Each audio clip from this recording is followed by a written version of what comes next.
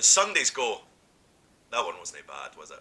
Alright, you guys, what's happening? This is something a wee bit different for the QMJ channel. I thought I would talk a little bit about Hampden yesterday. I'm recording this on Monday after Aberdeen beat Rangers 1-0 at Hampden in the Betfred Cup Semi-Final to get back on December the 2nd for the final against Celtic. Now, I didn't get back till ridiculous time yesterday, so I thought if I'm going to do anything about this, I'll leave it till Monday, and here we are. Aberdeen beat Rangers 1-0 yesterday. Lewis Ferguson header with 79 minutes on the clock. The game itself, if we're being honest, was really pish. It was interesting because I'd say in the first hour of the game, like, Aberdeen started okay for about 5 minutes. We had a couple of chances, but after that we created absolutely nothing for a long time.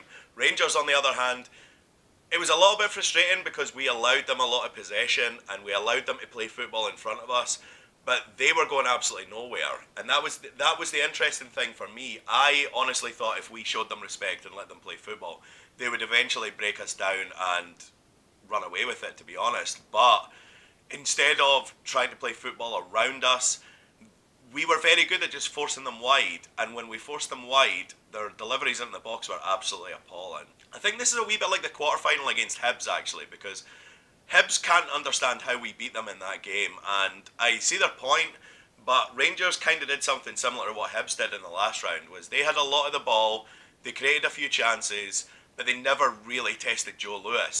I think the biggest difference between this game and the Hibs game was that Hibs created a handful of clear-cut chances and just couldn't hit the target, whereas Rangers were getting into positions and then the final ball was just absolutely shocking. So they had a lot of shots if you look at the stat count, but a lot of those were from 25-30 yards fucking flying anywhere. Their style of football played right into Scott McKenna and Mikey Devlin's hands, and I thought they had a pretty comfortable afternoon at centre half, to be honest, which is not what I expected, but I thought they dealt with everything thrown their way very well, and a lot of it was pretty rudimentary from Rangers. From an Aberdeen point of view, it was just really frustrating in the first half how easily we were giving the ball away.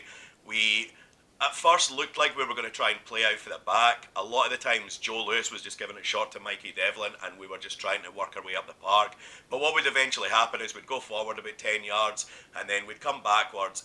The ball would end up back at Devlin or back at Joe Lewis and it would just be humped up the park, and it was pretty frustrating from that point of view. It was disjointed in the first half, but I'm not going to complain too much because I thought that overall we never really looked like conceding in the first half. We certainly didn't really look like scoring after the first 5 minutes.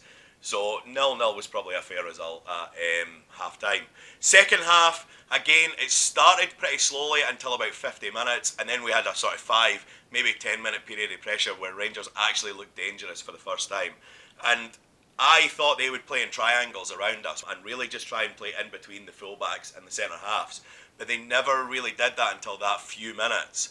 And that was the first time in the game we looked under any pressure, to be honest. After that 5-10 minute period, we not only did we kind of settle into the game defensively again, we actually started coming forward and looking dangerous, but then it was our final ball that was pretty shite. It did cross my mind that this game seemed destined for penalties, to be honest, because they couldn't create a clear-cut opening to save their life, and we couldn't retain possession in their half for long periods, so it was frustrating as anything. But then obviously we win a corner, a bit of a fortuitous corner, to be honest. The Rangers player should really keep it in. Gary Mackay-Stevens made a great run on a high through ball. He's not controlled it well in the box, it's been tackled, and the defender should either be putting that out for a throw or just punting it up the line, but instead he's managed to let it run behind.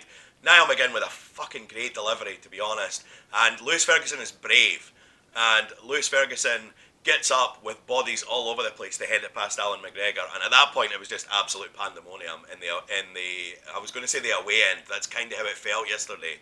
It was just absolute pandemonium in the Aberdeen end, and that, like, this is one of those things, like, I understand why a lot of people stayed away from the game yesterday. I spoke to so many people over the past couple of weeks, even people who were at Tynecastle last week and guys who go very, very regularly who just weren't playing the game yesterday and were just like, nah, we're not going. Whether they wanted to boycott the SFA, whether they were sick of the messing around with the kick-off times and stuff like that, whether they were just sick of going to Hampden constantly, the reasons were different, and I don't want to slate them because at the end of the day it's everybody's choice. If you want to go, great. If you don't, then fine, you know.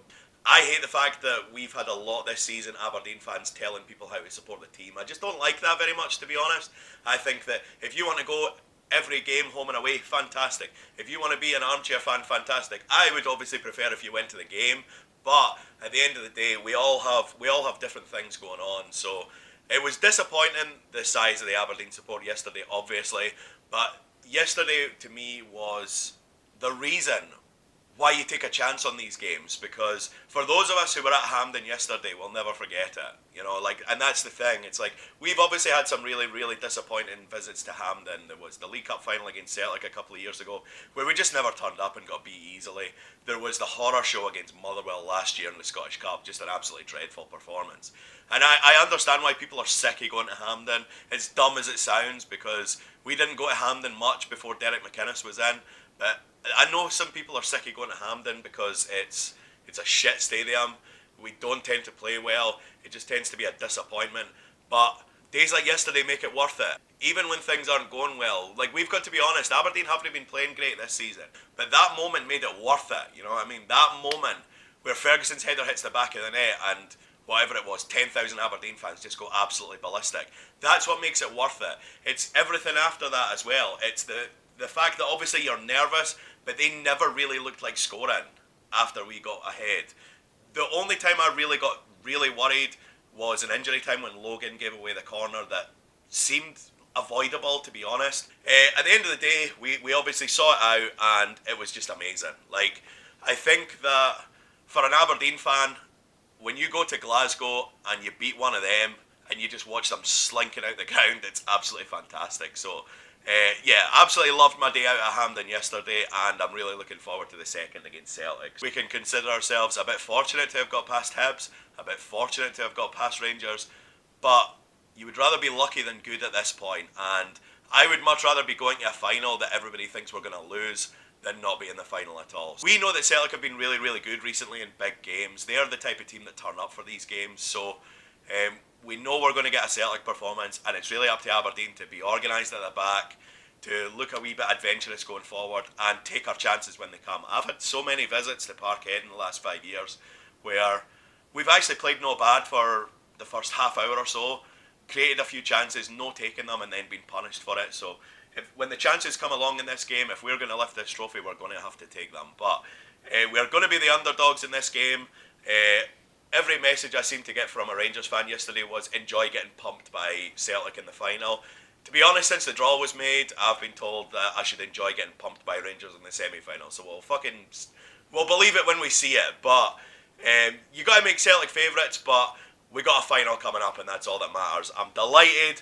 Aberdeen, it's been a tough season this year, I won't lie, but we've got a cup final to look forward to, and hopefully that'll be something that might spark our league form as well. So, if you enjoyed this, let me know. We might do this a wee bit more often. I might even do a vlog for the final, who knows. I've been QMJ.